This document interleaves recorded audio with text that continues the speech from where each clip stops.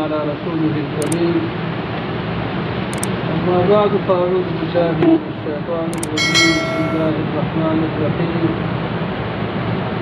أولم يهد للذين يرثون الأرض من بعد أهلها أن لو نشاء أصبناهم بذنوبهم ونطبع على قلوبهم فهم لا يسمعون. صدق الله مولانا العظيم. فكيرو فقانو مباركو تعالى پاک تلورو پیغمبرانو ذکر وکړ، د هغوی د قومونو ذکر وشو، د پیغمبرانو دعوتونو ذکر وشو، د کفارو د تکذیب او انبیاءو ته نسبت د دروغو ذکر وشو، او د الله پاک د عذابونو تذکره وشوه. په تېرو آیتونو مبارکو په دې آیتونو مبارکو کې الله پاک په دې رکوع مبارک کې به یو شپږم پیغمبر موسی علیه السلام بیان به شروع کړي. د موسی علیه السلام بیان به تفصیلي وکړي، چونکې د موسی علیه السلام ازمایښتونه زیات وو، د قوم سره مشکلات زیات وو، او د امتحان دوره هم زیاته وه، او په دې لار کې ډېر تکالیف او زحمتونه هم ورته رسېدلي وو. او د موسی علیه السلام په دې واقعاتو کې ګڼ عبرتونه هم دي. د موسی علیه السلام کیسه به تر دې پورې تفصیلي به وکړي. د نورو پیغمبرانو واقعات تفصیلي ډېر بیان نه شو، دا به تقریبا تر یو ځای پورې ذکر کړي. د دې نه مخکې هر کله چې الله پاک د پیغمبرانو بیان وکړ، نو الله پاک مشکلو خلقو ته وایي، کوم وروستني خلک چې د تېرو قومونو په ځای باندې پاتې کېږي، د تېرو قومونو وارثان دي. ځکه مخکینی قوم چې کله مړ شي، وروستني خلک په همغه علاقو باندې آباد دي، دې خلکو ته وارثان وایي. دې خلکو ته الله پاک فرمایي لکه څرنګه چې مات شوي خلک په خپلو ګناهونو باندې څکره هلاک کړي، الله پاک قادر مطلق ده چې تاسې هم څکرې هلاک کړي، تاسې هم هلاک کړي. ځکه کلام پاک د قصو کتاب نه ده. کلام پاک څه ده؟ دا د وعظ او د نصیحت کتاب ده. په هره قصه د کلام پاک کې یو لوی عبرت وي، د وروستنیو خلکو دپاره څه یو لوی عبرت وي. چې عبرت وي، نو الله تعالی فرمایي تاسو دا خبره معلومه نه ده؟ هغه کسانو دا خبره معلومه نه وه، کوم کسان چې د تېرو قومونو وارثانو که موږ وغواړو، الله تعالی فرمایي موږ دا خلک د ګناهونو په سبب باندې هلاک. خو هلاکت دوه قسمه هلاکت ته، یو معنوي هلاکت ته، یو سوري هلاکت ته، یو ظاهري هلاکت ته، یو معنوي هلاکت. ظاهري هلاکت خو هغه چې لکه څنګه چې تېرو پیغمبرانو د قومونو ذکر وشو، الله په هلاک کړي، دا خو ظاهري هلاکت ته چې الله تعالی په هغوی باندې عذابونه راوستل او ختم یې کړل. یو معنوي هلاکت ته، معنوي هلاکت دا معنی چې هر انسان کې الله صلاحیت ته هدایت یې کوي، صلاحیت ته قبول یې کوي، الله به دغه صلاحیت ته قبول او صلاحیت ته هدایت نه پورته. مثال په ډول باندې یو سړی د وعظ ورته کېږي، نصیحت ورته کېږي، واقعات راځي، عبرتونه قصې راځي، دی پند نه ترې نه اخلي. زړه یې کلک شوی وي، د تیږې نه هم زړه کلک وي، د هغه په زړه باندې اثر نه کېږي، د الله د طرف نه په دغه زړه باندې مهر ولګول شي. نو لهذا دغه انسان اگر که ظاهري هلاک ځان نه ګڼي، په واقع کې د انسان څنګه د وروره هلاک، ځکه په زړه کې فهم نشته، پوهه نشته، اصول نشته، سمج نشته، فکر نشته. تر انسان د حیوان په شان یو انسان ده، هغه خپل عاقبت او خپل انجام د سوچ وکړي، نو د تېر سوچ کړي، نه آینده سوچ کړي. نو دغه خلک انسانان په مثل د چا دي؟ نو د حیواناتو دي. نو الله تعالی فرمایي موږ به د خلکو په زړه باندې مهر ولګوو، یو معنوي هلاکت به د خلکو ته څه ورور راوړي. او رسول پاک علیه السلام مبارک فرمایي دا مسله اوس هم ده، دا معنوي هلاکت اوس هم شته. کله چې انسان یو ګناه وکړي، په زړه باندې یو تور ټاکی راشي، که توبه وباسي هغه ټاکی نه نیسي، که توبه ونه باسي بله ګناه وکړي، بل تور داغ پرې راشي. ګناهونه کوي، توبه نه باسي، نیک نه کوي، د دې پورې زړه تک تور شي. چې زړه تک تور شي، کله بل ران علی قلوبهم، دا زړه زنګ شي. بیا دغه څخه الله پاک صلاحیت په قبول څخه پورته یا ویناګانې ورته کوه، هغه باندې هېڅ اثر نه کوي، خبرې ورته کوه، هېڅ اثر په هغه باندې نه کوي. سینه کې دام یو معنوي څه ده وروره هلاکه نو کله چې زړه باندې اثر رانغی ټول اندامونه هغه بیا د خیر په کار باندې چلیږي نه ځکه د انسان د بدن بادشاه څوک ده زړه ده کله چې زړه پاتې شي تمام بدن بیا څنګه چې کرم ورسېد کوم ورسېد چې دغه ځای یو ځای پورې به الله په دا خبره بیان کړي بیا به وروسته د موسی علیه السلام واقع به څه کړي الله تعالی فرمایي اولم یهد للذین یرثون الارض ایا واضحه شوې ده هغه کسانو لره اولم یهدي خودنه نه ده شوې هغه کسانو لره یرثون الارض چې په میراث سره وړل ځمکه یرثون الارض چې په میراث سره وړل ده ځمکه کوم ځمکه چې شو قومونه ځمکه کوم قومونه چې الله تعالی هلاکړي من بعد اهلها پس هلاکت اهل دا غلطون ازمکونه من بعد اهلها پس هلاکت د اهل دا غزمکونه د غزمکه اهل ما تکړه ور هلاک کړه دا خلق به دی غوي په زینو باندې استوګنه دي خلق ته ورکړه الله پاک فرمایي ها قاول د زمشته الله تعالی فرمایي الله نشاء کم ارادوکو الله نشاء کم ارادوکو اصبناهم بذنوبهم من برسولو كدوي لرا فسبب گناهون دوی اصبناهم انا بهلاك دوی لرا بذنوبهم گناهون اصبناهم بهلاك دوی لرا بذنوبهم فسبب گناهون دوی ونتبعهم بمهر ولدوا على قلوبهم فجنوا بيبانه ونتبعهم بمهر ولدوا على قلوبهم فجنوا بيبانه فجلو کې د صلاحیت چانه ورو د قبول والي وعظ بناخلي اثر بناخلي فهم لا يسمعون ببناوري فهم لا يسمعون ببناوري فدا ځای کې ولا يفقهون فکر دي بدل کوي دي باندې کوي یعنی په دې څه ذکر شو لا يسمعون ذکر اشاره دې خبره ته وکړه چې بدن کې زړه بادشاه ده کله چې زړه څنګه شي ورو هغه فاسد یا کوم نظر کې کوم عبرت هغه پورته شي کوم غوږونو کې سمع وي هغه هم تشورو راپورته شي خبره اوري خو لیکن اثر په نه کوي سترګې ارڅ یې لیکن دا نه څه عبرت ورته نه هم لا يسمعون بها نه الله پاک فرمایي تلک القرى دغه کلی تلک القرى دغه کلی کوم چې مخکې ذکر شوی د انبیاء علیهم الصلاۃ والسلام د قومونو بیان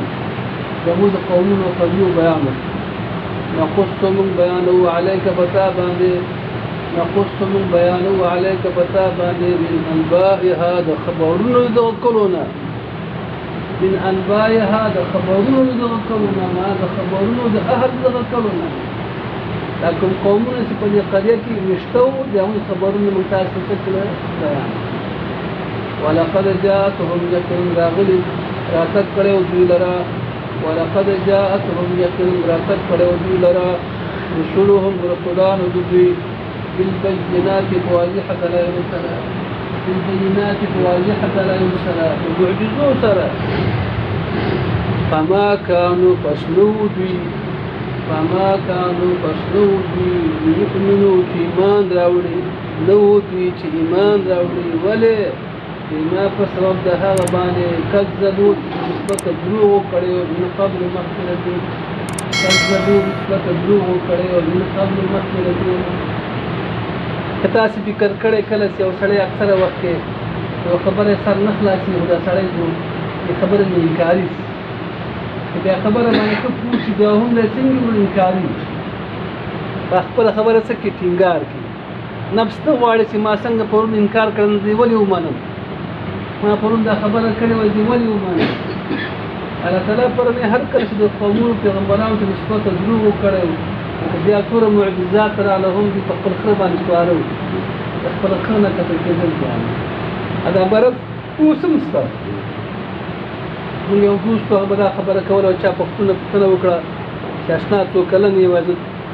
د کلن یا څو کله پس بیا ته پوښتنه وکړه چې څو کلن یې وځي د کلن چا ورته ستا خلاص کله مخکې دا خبره کړې و چې د کلن نو تر اوسه ما د کلن هغه دا ولې چې آشنا د پښتون په وخت باندې دوی هم ورونه کله چې خبره وکړي کومه خبره وه په خپله خبره باندې څه کړي الله تعالی فرمایي دا خلک هم دا رقم ته اوس یو ولې تکذیب وکړه پیغمبرانو سره دښمني اعلان کړه که بیا څومره معجزات دوی ته راتلل بیا دوی څه کول په خپل خر باندې سوارو کته کېدل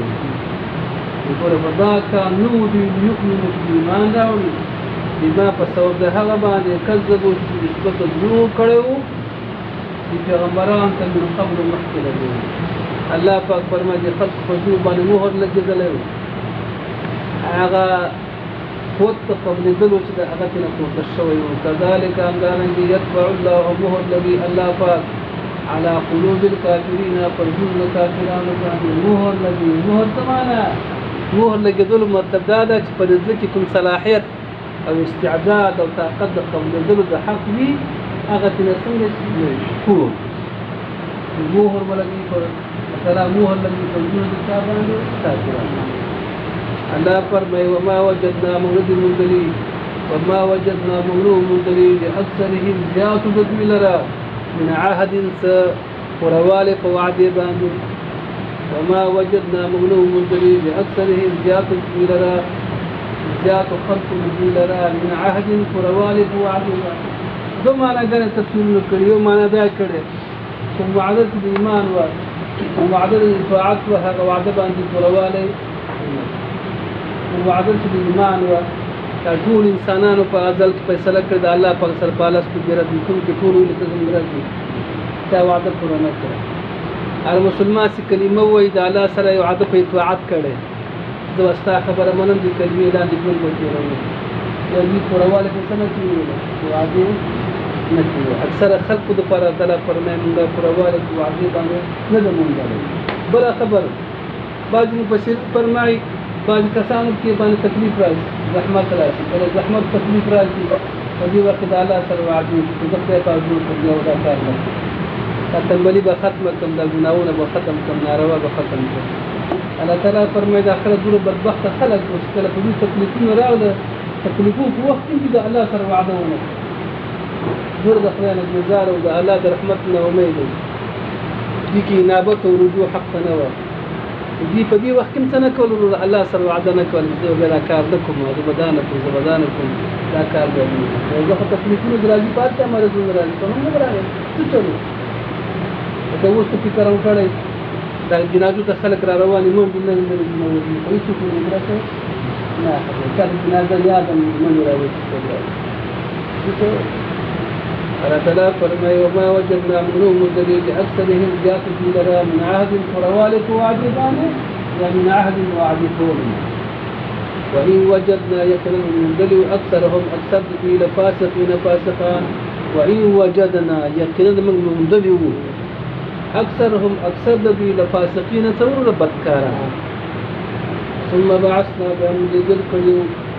ثم بعثنا بهم لذل من بعده جشتر قوم تقى موسى عليه السلام لما ولد صالح بآياتنا فقلوا معجزوبان بآياتنا فقلوا معجزوبان أولا معجزة موسى عليه السلام توركر الشيء أمساوى يجي بيزاو أمساوي پزمك هوالا يغين بأجدها جوله کله چې موسی علیه السلام غوښتل چې د اجدهاد والختم شي د امصاد خلیته به لاس کړي کوله چې دې ته څنګه ورو اموت ته لاس لاړ لاس ته اموت ته لاړ دې ته څنګه ورو امصاد دا تصور د معجزه دا بل معجزه تصور لها هغه به یزار لاس په سکلا په غریوان کې نه بس الله پاک یو ذکر راځي ادخل يدك في جيبك فلاس په غریوان کې دل نه کلاس په کړه چې غریوان ته دل نه کې راو بس ولاس په پړک خلک ټول سره ټول بل معنا دا بل ذکر راځي کله پاک تعالی فرمایي وزن يدك الى جناحك دا فلاس تخر کې نه باسه فلاس تخر کې نه باسه نو کلاس په تخر کې نه باسه نو لاس په راو باسه پړک به موسی عليه السلام مبارک د الله ته پړک دا ولني معجزه به یا الله پر موسی عليه السلام د ورکړو فرعون ته واستو یو ورسته تقریبا نه معجزه نور پوره شو نور معجزه بیا راغله هم ورسته راغله دا ولني معجزه ده منگلی گلے من بعد پس تیر قومنا موسی علیہ السلام دے آیاتنا فخر معجزو بانے الى فرعون فرعون تا وملئه او فرعون او سرداران دے فرعون تا مانا وزیران دے فرعون تا دے فرعون او دے وزیران ذکر بدے خاطر کی کلچ باچاس اصلاح سے قوم فخر اصلاح کی کلچ دے قوم مشر تخلق پیغام سلیک دے قوم مشر تجمیل کی سیدہ کنس دے قوم مشر پیغام مولی جغب اخبر کون ما تحت پیغام واوری موسی علیہ السلام الله په فرعون ته د مسلمان ته ولېږه هغوی ایمان راوړ د هغوی ایمان سره د چاور ټول د قوم د ایمان فظلموا دوی ظلم وکړ بها په دې حیاتونو باندې په دې معجزو باندې ظلم یو که ظلم څه معنی دې معجزو ته بیخي پاملرنه ونه کړه په دې څه نه راوړو د ایمان یې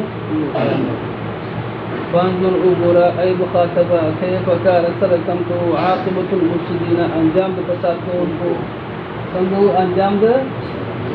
دغه فرعون او دغه ملک او قوم مفسدان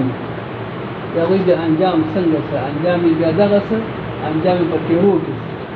الله په بحر قلزم کې تکړه ټول هلاک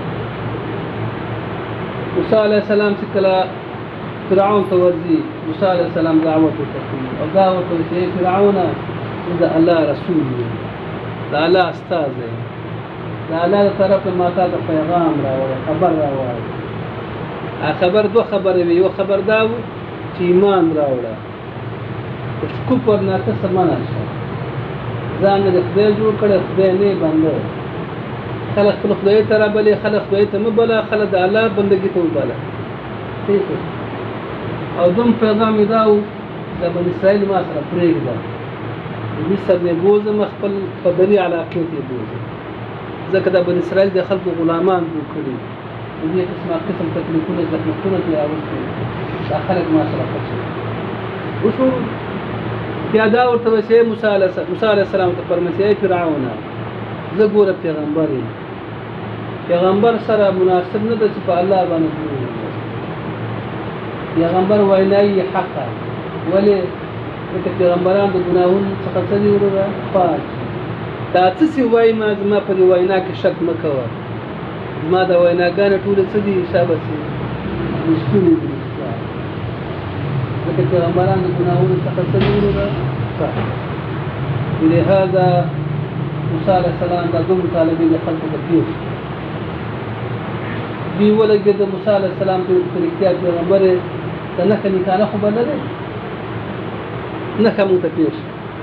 بس موسی علیه السلام ته تیار امساوه د امسا د شعیب علیه السلام نو ته فاتوه اور کړو او شعیب علیه السلام ته نسل بعد نسل د آدم علیه السلام فاتوه او آدم علیه السلام د جنت ځان سره وره په دې کې ډېر حکمتونه په دې چا کې وره ځان سره موسی علیہ السلام ته فرمایي وقال موسی علیہ السلام یا فرعون ای فرعون انی رسول ذو رسول ذا استاذ لرب العالمین رب العالمین ذا طرفنا رب العالمین طرفنا استام رب زمام رب طول رب ذا طرفنا استاذ حقیق مناسب الى حقیق ذلائق ایمان ذي خبره یا مناسب دادا على الله قولت بنوي ما على الله فلا تلابان إلا الحق من الجاوي حقيق مناسب هذا حقيق مناسب هذا يا حقيق لا يقبل ما سردا خبر على الله قولت بنوي ما فلا فالبان إلا الحق من الحق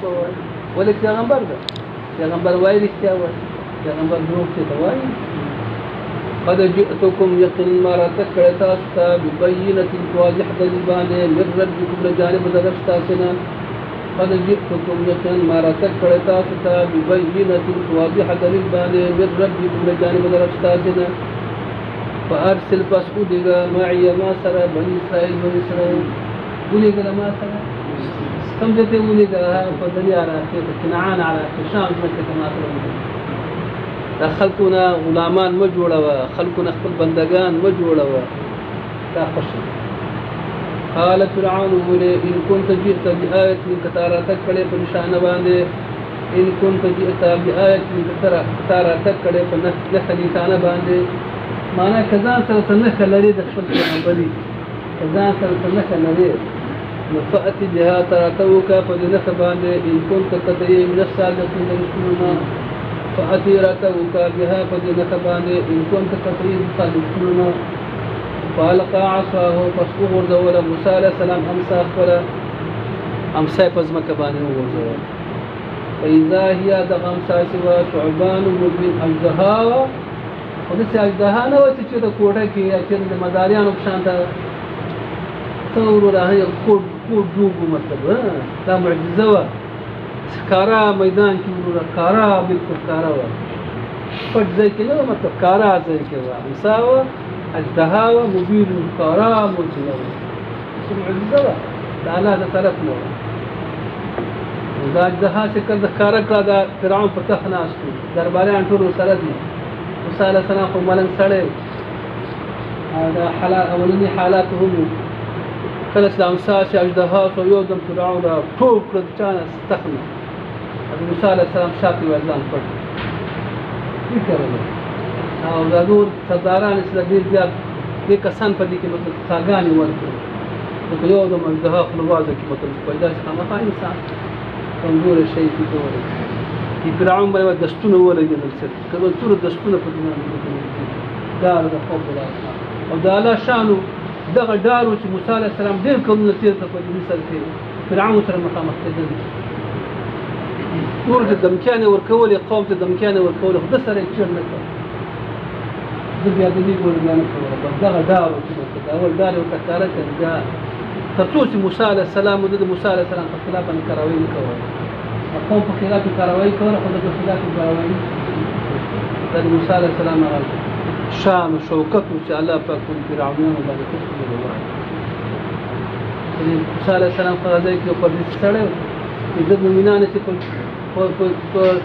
په ونو کې مطلب میزانول که نه ځوړندول نو دی نه شو نیولی الله پاک د باندې څه واچولو خو د باندې هیبت واچول بیا داسې لاس نه راوړي ونزع یده روي باسه لاس خپل نزع کېږي په زور سره لاس رایسته په زور سره یو شی رایسته لاس یې راویست له کوم ځای نه راویسته یا له ګرېوانه یا له کوم ځای نه یا له خرګه فإذا هي دغه لاس ده بیضاء تک سپین او سره کوم سپین پړکېدونکی سپین او چې کله پړکېدونکی سپین و للناظرین کتونکو لره نظارین مطلب دا دی چې کله ده به د الله ښکاره کړه دا وپړکېده د دنیا خلک به ورته راجم د اوله معجزه لپاره د هیرې وه چې دا خلک وتښتي د هیبت پرې راسي د ډار پرې راسي او دا بله معجزه داسې وه چې دا خلک څه ځان ته راجلب کړي للناظرین کتونکو خلک ورته راغله ورته کتل به ځه څومره لاس کوي او خو دا څنګه وکړ وشو صدق الله دعا وکړي یا الله پاک ناستې قبول کړي الله په د انبیاء په نصایحو باندې موږ د عمل کولو توفیق راکړي رسول پاک علیه السلام مبارک مکمل پیروان وګړي آمین الله پاک غوره امتیان وګړي آمین سوره خالدان سوره نقصانات چې په بل کې دي الله پاک دې ختم آمین الله ستا په قدرت کې دې لري آمین رسول پاک علیه السلام واقعي غلامان هم جوړ آمین د دین سپایان هم جوړ کړه دین متابعین هم جوړ کړه دین خواخوږي هم جوړ کړه آمین دین سپایان هم الله پاک جوړ الله خپل رضا موږ سره شامل آمین دین خدمت الله تعالی موږ نه واخله الله دین خدمت موږ نه واخله الله دین خدمت موږ نه واخله والدین هم الله پاک وبخښه ټول حقداران هم الله تعالی وبخښه موږ ته هم الله تعالی مر په ایمان باندې او په نیک عمل باندې الله تعالی دا قسم ګزارونه الله تعالی